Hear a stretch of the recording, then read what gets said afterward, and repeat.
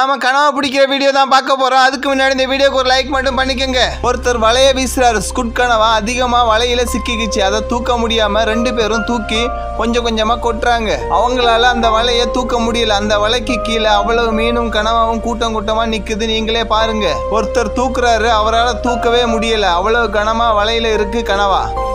அந்த வலையை கொஞ்சம் கொஞ்சமா தூக்கி அதில் உள்ள கனவா எடுக்கிறாங்க. இந்த மாதிரி கூட்டம் கூட்டமா கனவா இருந்தா யாருக்கு தான் பிடிக்கணும்னு ஆசை வராது? நமக்கும் கூட பிடிக்கணும்னு ஆசை வருமே.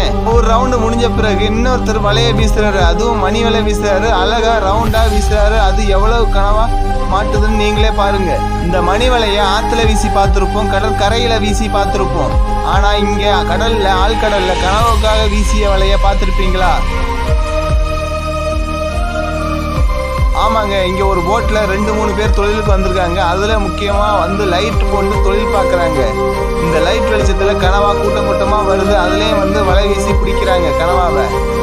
இந்த மாதிரி கூட்டம் கூட்டமாக கனவா இருந்தால் யாருக்கு தான் பிடிக்கணும்னு ஆசை வராது? நமக்கும் கூட பிடிக்கணும்னு ஆசை வருமே. இந்த கனவாவை நாங்கள் ஸ்குட்டுன்னு சொல்லுவோம், நீடில்னு சொல்லுவோம், ஊசி கனவான்னு சொல்லுவோம். அவர் வீசிய வலையில மிக அதிகமாக கிடைச்சது. ஆனால் அவரால் வலையை தூக்க முடியல. அந்த அளவுக்கு கிடைத்தது.